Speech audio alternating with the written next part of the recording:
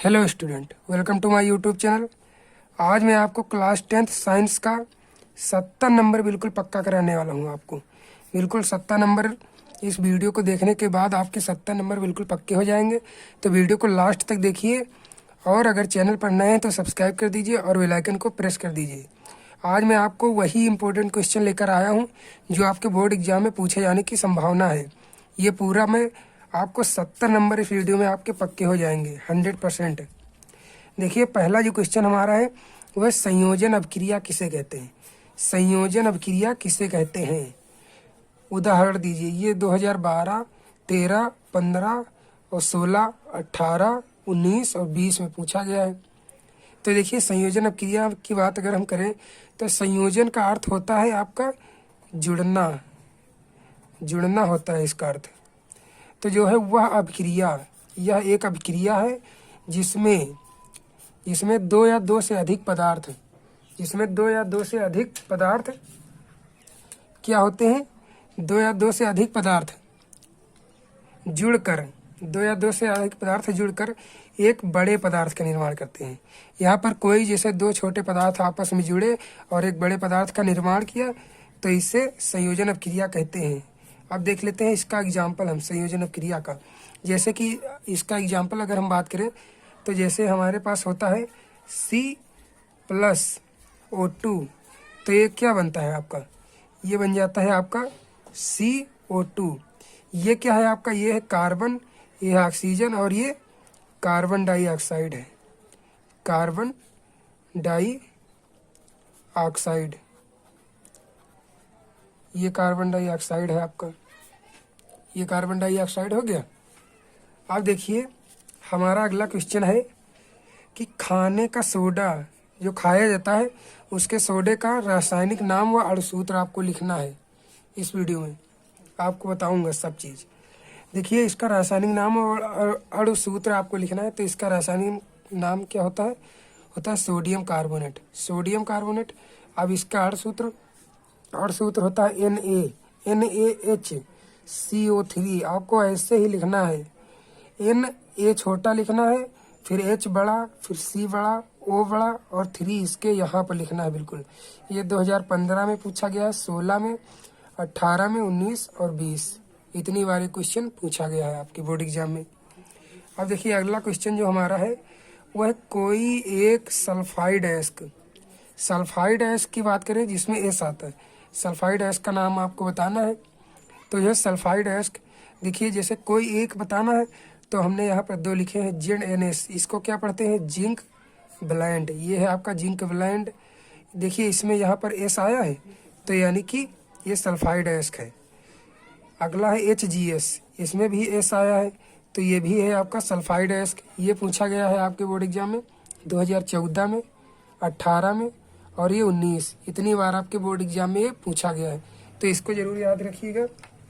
अगला देख लेते हैं क्वेश्चन हमारा है कि निम्न के IUPAC नाम आपको लिखने हैं। IUPAC नाम क्या होते हैं, IUPAC नाम आपको लिखने हैं। ये आपके बोर्ड एग्जाम में 2 नंबर के पूछे जाते हैं, 2 नंबर के हर हाल में ये 100% फिक्स होते हैं, 100% फिक्स ये पूछे ही जाते हैं। जैसे कि आपको यहाँ से पूछ रहा है कि इसका IUPAC नेम, यहाँ पर देखिए लिखा C2H5OH, इसका IUPAC नाम होता है इथेनॉल। अब ये कहाँ से आया, कैसे आया, ये सब मैं आपको एक वीडियो में बता दूंगा। IUPAC नाम लिखना, पूरा डिटेल से आपको IUPAC नाम लिखना बताऊंगा। बस ये देख लीजिए 70 नंबर वाला पहले, फिर आपको सब चीज़ बताऊंगा कैसे, कहाँ पर क्या होता है। अब देखिए ये क्वेश्चन हो गया। अगला जो क्वेश्चन है वो हमारा CH3COOH, इसका भी IUPAC नाम बताना है। तो इसका IUPAC नाम है इथेनोइक अम्ल। ये कहाँ से आया ये भी बताऊंगा। ये 2011 में पूछा गया है, 12 में, 14, 15, 16, 18, 19, 20, ये लगभग हर साल देखिए यहाँ पर पूछा गया है। तो ये बहुत ही इम्पोर्टेंट है, तो इसको जरूर आपको याद कर लेना है। अगला जो क्वेश्चन हमारे सामने है वो है विद्युत रासायनिक श्रेणी। विद्युत रासायनिक श्रेणी, विद्युत रासायनिक श्रेणी किसे कहते हैं, विद्युत रासायनिक श्रेणी किसे कहते हैं, क्या है आपको ये बताना है। तो देखिए हम बात करें अगर विद्युत रासायनिक श्रेणी की, तो जो है धातुओं के, धातु आपके जो होते हैं धातुओं के बढ़ते या घटते क्रम में, बढ़ते या घटते क्रम में जब व्यवस्थित किया जाता है, व्यवस्थित करने पर एक श्रेणी प्राप्त होती है। जैसे हमने कोई धातु ले ली, कितनी भी धातुएं हैं, अगर उनको हम बढ़ते क्रम में व्यवस्थित कर दें या फिर घटते क्रम में व्यवस्थित कर दें तो उनसे जो है एक श्रेणी बन जाती है, और वो श्रेणी कहलाती है आपकी विद्युत रासायनिक श्रेणी, या इसको एक और नाम से भी जानते हैं सक्रियता श्रेणी। इसको सक्रियता श्रेणी के नाम से भी जानते हैं। ये भी आपके बोर्ड एग्जाम में पूछ लेता है, कभी कभी विद्युत रासायनिक श्रेणी पूछ लेता है, सक्रियता श्रेणी, तो ये दोनों आपके एक ही है। अगला क्वेश्चन हमारा है, एक विलेन में हाइड्रोजन आयन यानी कि हाइड्रोजन आयन की संख्या जो है 10 की पावर -8 मोल है। तो विलेन का पीएच मान आपको बताना है। कैसे लगाएंगे ये क्वेश्चन, ये आपको बताना है। ये देखिए 2014, 18, 13, 16, 20 मेंडलीफ। देखिए ये विलेन में हाइड्रोजन आयन की सांद्रता आपको दी हुई है और 10 की पावर -8 मोल है। अब इसका ज्ञात करना है पीएच हमको। देखिए हम कैसे ज्ञात करेंगे, यहाँ पर देखिए हमको दिया गया है H+ आयन बराबर 10 की पावर -8 मोल। अब इसमें कह रहा है आपको बताना क्या है, पीएच बराबर आपको बताना है। अब इसको हम कैसे लगाएंगे, देखिए यहाँ पर H+ आयन दिया हुआ है और पीएच हमको ज्ञात करना है। तो पीएच बराबर होता है formula -log H -log H+ ion, इसको ऐसे पीएच बराबर ये फार्मूला होता है -log H+ आयन। अब इसमें हम मान रख देंगे। देखिए H+ आयन का हमको मान दिया है 10 की पावर -8, तो पीएच बराबर हम लिखा रहने देंगे -log H+ आयन का मान है 10 की पावर -8, ये है। अब देखिए ये -8 को हम इधर लाएंगे, n log होता है, ये जो पावर होती है ये आगे आ जाएगी इसमें पीएच वाले में। तो पीएच बराबर -8 और यहाँ पर ये हो गया, और यहाँ पर माइनस पहले से ही लगा था, ये log 10। देखिए ये कितना हो जाएगा, ये हो जाएगा 8, और ये log 10 का मान आपका होता है 1, ये 1 होता है log 10 का मान। तो 8 गुणे 1 हो गया पीएच बराबर, तो पीएच का मान कितना आ गया, पीएच बराबर 8, ये आ गया। इस तरीके से आपको एक क्वेश्चन हल करना है। ये 2 नंबर का आपके बोर्ड एग्जाम में पूछा जाता है। देखिए ये क्वेश्चन आपका हो गया। अब देख लेते हैं अगला क्वेश्चन क्या है। अगला क्वेश्चन है मेंडलीफ के आवर्त नियम की व्याख्या कीजिए। मेंडलीफ के आवर्त नियम की आपको व्याख्या करनी है। तो मेंडलीफ का आवर्त नियम क्या है, इस नियम के अनुसार, मेंडलीफ का जो आवर्त नियम है, इस नियम के अनुसार जो है तत्वों के भौतिक एवं रासायनिक गुणधर्म जो है, तत्व जो है उनके भौतिक एवं रासायनिक गुणधर्म, उनके परमाणु क्रमांक जो होते हैं आपके तत्व के परमाणु क्रमांक, उनके आवर्ती फलन होते हैं। ये मेंडलीफ का मूल आवर्त नियम है। परमाणु क्रमांक अगर है तो ये आधुनिक आवर्त नियम है। अगर यहाँ पर परमाणु भार होता तो मूल आवर्त नियम होता। तो इस नियम के अनुसार तत्वों के भौतिक एवं रासायनिक गुणधर्म उनके परमाणु क्रमांक के आवर्ती फलन होते हैं। आवर्ती फलन हो गए तो ये आपका मेंडलीफ का आवर्त नियम बन गया, वो भी आधुनिक। ये 2 नंबर का आपके बोर्ड एग्जाम में पूछता है, आधुनिक आवर्त नियम या मूल आवर्त नियम। तो आपको दोनों याद करना है। यहाँ पर बस उसमें हो जाता है, यहाँ पर परमाणु क्रमांक है, वहाँ पर परमाणु भार हो जाता है। अगला क्वेश्चन हमारा है, कौन सा एंजाइम प्रोटीन पाचक में सहायक है। ये आपका क्वेश्चन बायोलॉजी से है कि आपको बताना है कौन सा एंजाइम जो है प्रोटीन के पाचक में सहायक होता है। तो जो है आपके देखिए ये जठर रस है। ये जठर रस कहाँ पाया जाता है, ये अमाशय में पाया जाता है। आमाशय में है, जठर ग्रंथि में जठर रस पाया जाता है। और ये पेप्सिन, ये जठर रस हो गया। और दूसरा जो है पेप्सिन, ये छोटी आंत में पाया जाता है, ये छोटी आंत में ये रस पाया जाता है। और अग्न्याशयी रस, ये छोटी आंत के अग्न्याशयी रस में ट्रिप्सिन, ये जो है ट्रिप्सिन जो आपका है ये अग्न्याशयी रस में पाया जाता है। और ये पेप्सिन छोटी आंत में। तो ये जो है प्रोटीन के पाचक के सहायक एंजाइम है। आपको याद रखना है जठर रस जो है पाया जाता है आपके अमाशय में, ये पाया जाता है अमाशय, आपको याद रखना है अमाशय। और ये छोटी आंत में, और ये ट्रिप्सिन अग्न्याशयी रस में पाया जाता है। और ये सब जो है आपके प्रोटीन पाचक होते हैं। और ये आपको बिल्कुल ध्यान रखना है, बिल्कुल ये आपके बोर्ड एग्जाम में 70 नंबर हिट करेगा। मेंडलीव का मूल आवर्त नियम याद रखना है। और ये कौन सा एंजाइम प्रोटीन पाचक में सहायक है। तो इतना हो गया। अब देख लेते हैं हम अगला।